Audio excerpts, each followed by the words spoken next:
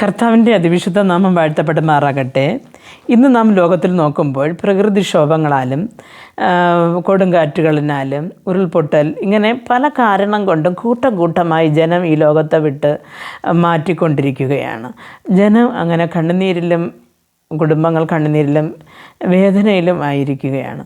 പക്ഷേ ഒരിക്കൽ കർത്താവായ ദൈവം ജനങ്ങളോട് ഒരു ഉടമ്പടി ചെയ്തതിനെക്കുറിച്ച് ഉൽപ്പത്തിയുടെ പുസ്തകം 9-ാമത്തെ അധ്യായം അതിൻ്റെ 13, 14, 15 വാക്യങ്ങളിൽ വായിക്കുമ്പോൾ നമുക്ക് കാണുവാൻ സാധിക്കും. അവിടെ പറയുകയാണ്, നിയമത്തിൻ്റെ അടയാളം ആവിത്, ഞാൻ എൻ്റെ വില്ല് മേഘത്തിൽ വയ്ക്കുന്നു, അത് ഞാനും ഭൂമിയും തമ്മിലുള്ള നിയമത്തിന് അടയാളമായിരിക്കും.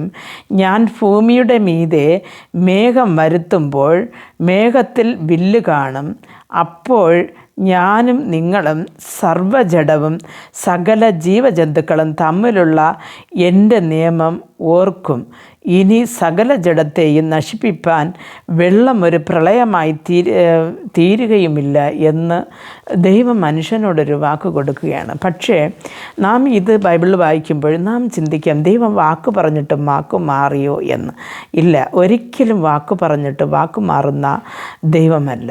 എന്നു പറഞ്ഞാൽ 40 ദിവസം ആ ഒരു മഴ പെയ്യ്ക്കും, അല്ലെങ്കിൽ ഈ ഭൂമിയെ ജലം കൊണ്ട് ഞാൻ നശിപ്പിക്കും എന്ന് കർത്താവ് നോഹയെ വിട്ട് പറഞ്ഞ് ലോകത്ത് ആ പെട്ടകം ഉണ്ടാക്കാൻ പറഞ്ഞ ആ ഒരു ദിവസം മുതൽ അനേക വർഷക്കാലം വെള്ളം വരാൻ പോകുകയാണ്, ഈ പെട്ടകത്തിൽ കയറുന്നവർ രക്ഷപ്പെടുമെന്ന് നോഹ പ്രസംഗിച്ചു. പക്ഷേ ആ പെട്ടകത്തിൽ കയറുവാൻ തൻ്റെ കുടുംബവും യഹോവ കൽപ്പിച്ചാക്കിയ ചില മൃഗങ്ങളും പറവജാതികളും ഇഴജന്തുക്കളും അല്ലാതെ ആരും കയറിയില്ല. അപ്പോൾ ഇന്നും അതേപോലെയാണ് ദൈവം പല പ്രാവശ്യങ്ങളിൽ ഒരു മനുഷ്യനോട് ഓരോ കാര്യങ്ങൾ ദൈവമക്കൾ മുഖാന്തരം ബൈബിൾ മുഖാന്തരം പറഞ്ഞുകൊണ്ടിരിക്കുകയാണ്. പക്ഷെ ആ സമയത്ത് ഒരു 40 രാവും പകലും മഴ പെയ്ത് ഭൂമിയുള്ള സകലത നശിപ്പിച്ചു പോയി. ആ സമയത്ത് അത് കണ്ട് വിഷമം വന്ന യഹോവയായ ദൈവം നോഹയോടും കുടുംബത്തോടും പറയുകയാണ്, ഇനി വരുന്ന സകല ജനത്തിൻ്റെ മധ്യയിലും ഞാൻ ഇങ്ങനെ ഒരു നിയമം വയ്ക്കുന്നു, ഞാൻ വെള്ളം കൊണ്ട് ഈ ഭൂമിയെ നശിപ്പിക്കുകയില്ല എന്ന്.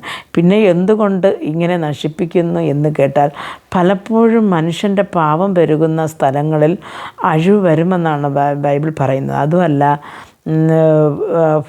ബൈബിൾ പല പ്രവാചകൻ വാക്കുകളും കൊണ്ട് ഈ അന്ത്യകാലത്ത് എന്തൊക്കെ സംഭവിക്കും എന്ന്, ഭൂമിയിൽ ചില സ്ഥലങ്ങൾ കാണാതെ പോകുമെന്നുണ്ട്. അപ്പോൾ ഇങ്ങനെയുള്ള ഒരു വാഗ്ദത്തങ്ങൾ നിറവേറുവാൻ വേണ്ടിയിട്ട് ഇങ്ങനെ പല സ്ഥലങ്ങളിൽ നടന്നുകൊണ്ടിരിക്കുന്നു. പ്രിയ ദൈവമക്കളെ, നാം ഈ വചനം കേൾക്കുന്ന നാം ദൈവത്തോട് പ്രാർത്ഥിക്കണം, കർത്താവേ, കുടുംബങ്ങൾ ഇന്ന് കണ്ണുനീരിലാണ്, വേദനയിലാണ്, ഇങ്ങനെ ഇതേപോലെ വെള്ളം കൊണ്ട് നശിപ്പിക്കുകയില്ല എന്നൊരു വചനം ഇരിക്കുന്നല്ലോ കർത്താവേ. ആവശ്യത്തിൻ്റെ മഴയും ആ ഒരു വെള്ളവുമല്ലാതെ ഒരു മനുഷ്യൻ്റെ ജീവനെ എടുക്കത്തക്ക ഒരു വെള്ളം നമ്മുടെ ദേശത്ത് വരരുത് എന്ന് നമുക്ക് പ്രാർത്ഥിക്കേണ്ട കടമ നമുക്കുണ്ട്. ആയതുകൊണ്ട് എന്നെ കേട്ടുകൊണ്ടിരിക്കുന്ന പ്രിയ ദൈവ പൈതലേ, നിങ്ങൾ ഇന്നു മുതൽ പ്രാർത്ഥിക്കണം, കർത്താവേ, നമുക്ക് പ്രാർത്ഥിക്കുവാനുള്ള ഒരു ഭൂമിയിലാക്കിയിരിക്കുമ്പോൾ കാര്യങ്ങളെ മാറ്റിമറിക്കുവാനുള്ള ഒരു കഴിവും നമുക്കില്ല. പക്ഷേ നമ്മുടെ ആവശ്യങ്ങൾ, നമ്മുടെ വേദനകൾ കർത്താവോട് നമുക്ക് പറയുവാൻ കഴിയും. നമ്മുടെ സമശിഷ്ടങ്ങൾ ഇങ്ങനെ കുടുംബമായി കാണാതാകുമ്പോൾ, അല്ലെങ്കിൽ കുടുംബത്തിൽ ചിലരെ കാണാതായിട്ട് ചിലർ മാത്രം രക്ഷപ്പെടുന്നത്, അപ്പോൾ അവരുടെ ആ ഒരു വേദന, കണ്ണുനീർ, അപ്പോൾ ഇതൊക്കെ കാണുമ്പോൾ എല്ലാ ജനങ്ങൾക്ക് വേണ്ടിയും പ്രാർത്ഥിക്കുവാനുള്ള കടമ നമുക്കുണ്ട്. ആയതുകൊണ്ട് പ്രകൃതിയെ നിയന്ത്രിക്കുവാൻ കഴിവുള്ള കാറ്റിനെയും കടലിനെയും അമഴ്ത്തിക്കൊണ്ട് ശിഷ്യഗണങ്ങളെ അന്ന് കടലിൽ മുങ്ങിപ്പോകാതെ വേണം ആ വെള്ളത്തിൽ നിന്ന് രക്ഷപ്പെടുത്തിയ എൻ്റെ ദൈവം ഇന്നും നമ്മുടെ ദേശത്തിൽ ഉരുൾപൊട്ടൽ മുഖാന്തരമോ വെള്ളപ്പൊക്കം മുഖാന്തരം വരുന്ന അഴിവുകളിൽ നിന്ന് ജനങ്ങളെ രക്ഷിപ്പാൻ നമുക്ക് പ്രാർത്ഥിക്കാം. ഞങ്ങളുടെ അതിവാത്സല്യമായി സ്നേഹിച്ച് വഴി നടത്തുന്ന ആ സ്വർഗ്ഗസ്ഥ പിതാവേ, കർത്താവേ, ഈ സമയത്തിൽ നിൻ്റെ കരങ്ങളിൽ ഞങ്ങളുടെ ദേശത്തെ തരുന്ന കർത്താവേ, ഞങ്ങളുടെ ഇന്ത്യ ദേശം കർത്താവേ, ഞങ്ങളുടെ കേരളം കർത്താവേ, തമിഴ്നാട്, ജാർഖണ്ഡ് കർത്താവേ, അതേപോലെ ദൈവമേ ഈ രാജ്യത്തുള്ള ഓരോ സ്റ്റേറ്റുകൾ മേലെ ദൈവത്തിൻ്റെ കൃപ ഉണ്ടാകണമെന്ന് പ്രാർത്ഥിക്കുന്നു. കർത്താവേ, വെള്ളം കയറി കൂട്ടം കൂട്ടമായി ജനം നശിച്ചു കൊണ്ടിരിക്കുമ്പോൾ ഇതിൽ കണ്ണുനീരോട് ആയിരങ്ങൾ കർത്താവെ വീണ്ടും പോയവർക്ക് വേണ്ടി കാത്തിരുന്ന് കരയുന്ന ആ ഒരു അനുഭവം കർത്താവെ നമ്മുടെ ദേശത്തിൽ ഇനി ഉണ്ടാകാതിരിപ്പാൻ ആവശ്യത്തിനുള്ള മഴ ദൈവം മാത്രം തന്ന് കർത്താവെ നീ ജനങ്ങളെ കാത്തുരക്ഷിക്കണമെന്ന് പ്രാർത്ഥിക്കുന്നു. അപ്പോൾ ദിവസം പ്രതി ദൈവമേ അഴിഞ്ഞുകൊണ്ടിരിക്കുന്ന ഓരോ ആത്മാക്കൾക്ക് വേണ്ടി ഇഴിവിൽ നിൽപ്പാൻ അനേക സമയങ്ങൾ വേർതിരിച്ച് പ്രാർത്ഥിപ്പാൻ ഞങ്ങൾക്ക് കൃപ നൽകണമെന്ന് പ്രാർത്ഥിക്കുന്നു. യേശു ക്രിസ്തുവിൻ്റെ നാമത്തിൽ പ്രാർത്ഥിക്കുമ്പോൾ പ്രാർത്ഥന കൃപയോട് കേട്ട് മറുപടി നൽകി തരണം നല്ല പിതാവേ. ആമേൻ.